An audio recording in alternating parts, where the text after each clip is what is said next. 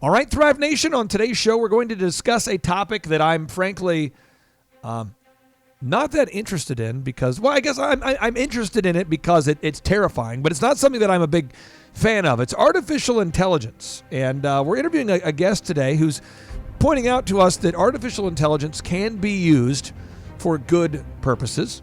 And this guy's had a lot of success in his career, so maybe he has a point. He's written a new book called AI First. It's called The AI First Company, How to Compete and Win with Artificial Intelligence. Now, Andrew, I want to ask you this. What are your thoughts on artificial intelligence? Are you a fan of artificial intelligence as a concept or not so much? Not so much. Freaks me out. Why does it freak you out? I just don't like the idea of non-human thinking. Well, on today's show, we're interviewing Ash Fontana, who's at the cutting edge of all things related to the AI First Company. Oh. So some of you might listen to this show and cheer. You might say, yes, finally, an AI show on the business show. And some of you might say, boo, boo. Some of you can't get Alexis to stop listening to you. Yes. Some of you have turned on the assistant thing where you say, call Carl. It's me. Call Sarah, and you can't turn it off now. That's right. And it randomly asks you questions while you're making out with your wife, and it's like, do you want guacamole? What? Who is this thing listening? You ever had that happen where it's like interrupting you? You're trying to watch a movie, and it's asking you, like, do you want to call Carl? And does it freak you out? I threw it away. You threw it away? I threw the Alexa in the trash. You did? It was working. It was perfect. I'm sure somebody's enjoying it now. I got an Alexa as a gift, and I threw it away, too. Yeah. Oh, I'm serious. As soon as I got it, I'm like, get that crap out of here. But some people like it. So on today's show, we're talking to Ash Fontana. He's written a new book called The AI First Company, How to Compete and Win with Artificial Intelligence. All this and more on today's edition of the Thrive Time Show on your radio and podcast download. Some shows don't need a celebrity narrator to introduce the show, but this show does. 2 men, 8 kids, co-created by 2 different women, 13 multi-million-dollar businesses. Ladies and gentlemen, welcome to the Thrive Time Show. 3, 2, 1, here we go! Started from the bottom, now we here. Started from the bottom, and we'll show you how to get here. Started from the bottom, now we here. Started from the bottom, now we here. Started from the bottom, now we here. Yes, and yes! Thrive Nation, on today's show, I have no idea what's going to happen because, James, you've probably been seeing this. I've been sneaking sips of DayQuil. Oh, yeah. And I've been sneaking the sips. And, James, whenever you're sneaking the sips, what happens is, if you're not careful, you kind of get that DayQuil taste, you know, and you want to wash it down with a little more DayQuil. And then you get your right hand starts to quiver. And you start getting emotional. Yes. Now, on the other side of the mic, we've got a guest here who had just had a caffeinated beverage. And so I have no idea what's going to happen. So with that intro, James, if you approve, we're going to introduce sneaking the sips Sneaking in the leads sips. to the slips. All right. Ash Fontana, welcome on to the Thrive Time Show. How are you, sir? I'm well. The sun is shining. And as you well noted, and as usual, I'm heavily caffeinated, so I'm good to go. I'm very excited. If I could, I'd like to set up the premise on today's show that we're going to argue quite a bit, but that you get to win because you're the guest. Does that sound fair? That's completely fair. I've been a debater my whole life, so arguing is my natural state. And it's not even that I want to argue. It's more of just, I feel like we need that creative conflict on today's show because if enough DayQuil and caffeination occurs, I think something magical could happen. So you are working on a book. We've put together a book, and it's set to be released here May 4th, called The AI First Company, How to Compete and Win with Artificial Intelligence. Now, why do we need to read this book? Why does anybody need to read this book? What inspired you to write this book? Well, look, everyone hears about AI. Everyone can think about all the things that AI could do. They hear about all the things that AI could do. Everyone sort of gets freaked out about AI because there are all these philosophers out there talking about it. But not everyone knows how to program computers, the substrate on which this new form of intelligence will run. And so the reason to read this book is to just balance all of this out. It sits in the middle between philosophy and programming, and that middle point is called pragmatism. And you need to read this book because it tells you how to actually use it. use it in your business, whether your business is a small business, a large business, whether you're running the business or you're just a line manager at that business. If you want to have an impact, a good way to do that is use this new technology to automate something, make something faster, better, cheaper in your business. And that's what this tells you how to do. Now, you before writing this book, I mean, you've had quite a bit of success in a variety of ways. And correct me if I'm getting anything about your bio incorrect there. You launched the online investing platform AngelList, and you're the managing director of Zeta. You're a lead investor in businesses. So, I mean, you're having some success there. If I butchered your bio in any way, are you actually a snow cone stand manager? Well, I think you missed the car detailing business I ran when I was 12 years old, but perhaps that's less significant these days. No, all I'd say is, look, I've been in teams along the way, right? Like AngelList, I work with some phenomenal people, including the founders of AngelList, to help get that off the ground. And Zeta, I have a team, and that's it. Yeah, it's not me. It's me and others along the way. Can we talk about AngelList for a second? For people out there that don't know what AngelList is, can you explain what that is? And can you share a little bit about Naval Ravikant? I am obsessed with all things Naval Ravikant. He's a fascinating guy. AngelList is a place you go to start the company you always wanted to start. It is a place to go and find investors to fund the company. It's a place to go to find people to join you, to recruit, to join you in the mission of the company. And it's a place to go to launch your product through Product Hunt. That's what AngelList is broadly. The bulk of AngelList is really around that first part, funding part. It started as a social network, a small amount of investors and founders interacting online in a very sort of selective group of people in a very controlled environment, and has developed into what it is today, which is the biggest funding platform in the world online for startups. What did you do at AngelList? Because if AngelList hired me, I would be there as kind of the office comedian. Maybe I would be the Dayquil exporter of Dayquil. What did you do there? What was your core task there? Yeah, well, unfortunately, the comedian role was already taken up by a guy called Kevin Montag. So I had to find something else to do. Initially, I just went in because Naval's like, look, we're swamped. We need help. And so I didn't know what he needed help with, but it sounded fun. So I went in and started curating the opportunities for investors. Because, look, when you've got a fire hose of opportunities, it helps for someone to actually look through them and go, all right, this is a good one. This is what this company is all about. And, as you saw these opportunities go through, it was hard not to think, well, why is an AngelList sort of getting more involved in the funding process? We were making the introductions between investors and founders and then just sort of handing it off. But, that left a lot for the investors and founders to figure out. So what I did is I created the mechanism for funding. Naval had some amazing ideas around that, around syndication, or what we call syndicates. There are a lot of engineers at the company that were able to put a lot of this into practice, and really amazing designer, Graham, who helped us along the way as well. But, what we did is together, we developed this online funding mechanism where you can see information about a company, you can click a button, put the amount in you want to invest, and then it all just sort of magically happened. And in the background, there was a lot of accounting and accountants and lawyers and all sorts of tax stuff happening that made it seamless, legal, and very transparent for everyone, and got the cost of getting a group of angel investors or venture capital investors together to invest in a company down from $50,000 to $100,000 to less than a couple of $100 per year.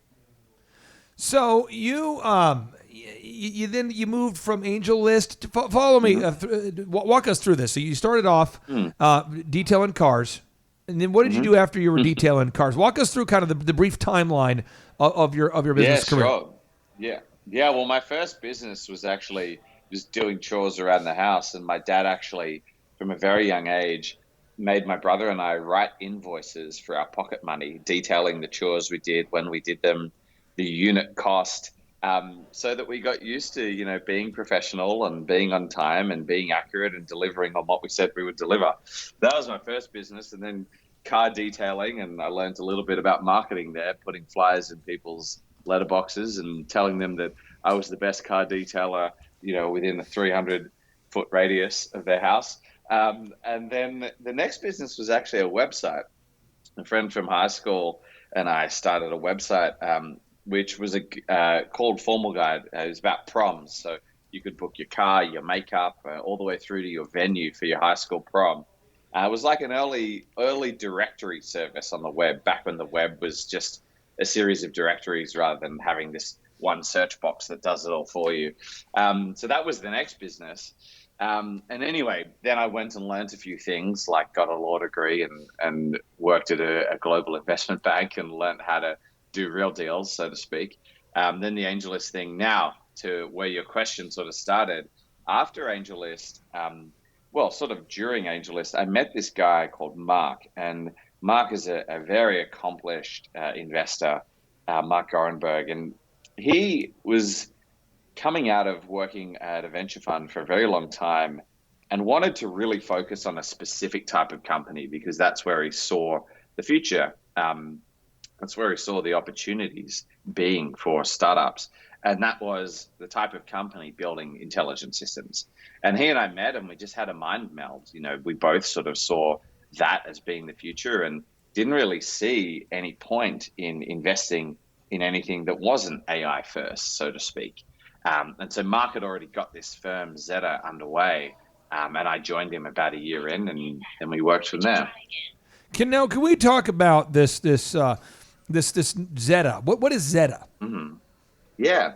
So Zeta was the first venture capital firm to focus completely on companies building intelligent systems, on AI-first companies. And, we back those companies very early on when they're still projects coming out of a lab at a university or even a twinkle in someone's eye. And we back those companies when they have a hypothesis or a hunch about what sort of predictions they can make for businesses that are really useful. And we help them turn those predictions into products and then ultimately into businesses.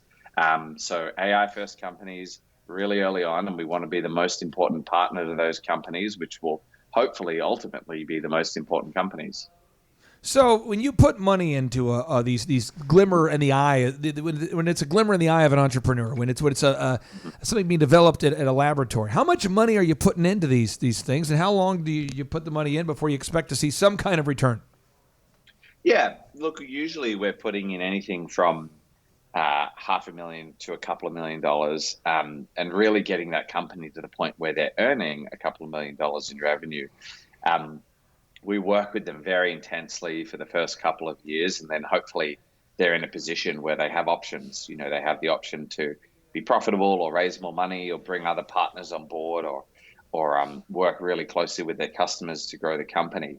And then look, the path forward from there all the way through to liquidity for the founders can be varied. They can sell their company to another company, go public and whatnot. And it can take anywhere from a couple of years to a decade, but we're there the whole way. Now, this is where I'm going to start arguing with you, and it's not even an argument as much. I guess it's me sharing another worldview here. I'm a guy who has zero interest personally in AI or any technology at all. I don't use apps. James, you know this. You're an attorney, That's but you're right, on the yeah. show from time to time. Yeah. James is here. By the way, Ash, this is James, the attorney here. Hey, Ash. Hello. I don't use apps ever. I don't use technology really, other than what I guess the podcast and the show is my technology. I guess that's what I do. But I'm not a big app guy. I'm not a guy who wants to know about Clay, how you use a tape recorder. I mean, that's what you do. No, I'm not using a tape recorder, but I'm just saying. So I'm not really a tech, a pro tech guy. I'm not anti-tech, but I don't seek it out. Can you give me an example of something that you guys have funded, Ash, that would practically benefit the listeners? Something where you go, okay, that's something we've put money in, and that right there is helping people, or that's a new product, or something you could point to.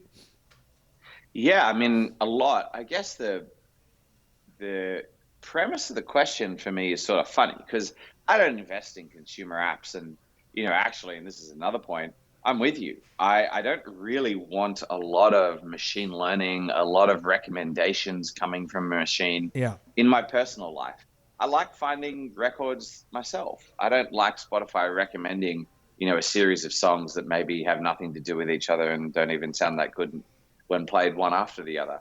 And I don't want Facebook telling me a whole bunch of news articles to read just because someone in my social network has read them. So I actually am with you on that personal sort of side, and we don't back consumer companies. The AIs that I work on day to day are really in the background, and so they're doing things like making sure the bottles that contain the drinks you drink don't have flaws in them, so they break in your hand, and making sure that the drugs that need to be developed are getting developed quickly enough so that less people are getting sick in the world, and making sure that your relative that has heart failure is being appropriately monitored and seen by a doctor when their condition is getting a little bit worse, and they may not even realize it, but there's an AI monitoring all these things in the background, like their heart rate and their weight and everything else, and letting their cardiologist know if things are changing. So a lot of the things that are really useful applications of AI are really working in the background, translating web pages as you access them so that you can access them in the language that is best for you, managing inventory in a grocery store automatically, that's making sure there's pasta on the shelf when you walk in so you can get in, get what you need, and get out of there. And that's really the point of a lot of the things that I work on. It just makes the world work a little bit more seamlessly and a little bit more reliably.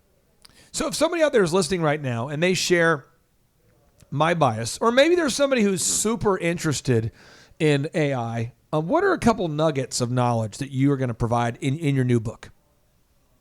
Yeah, I think the book is really geared towards people that are at that point where they're like, look, I've heard about this technology and I just don't really know how to apply it. And so it starts with giving you a vocabulary. So a bit of a nugget of knowledge is the concept of a data learning effect.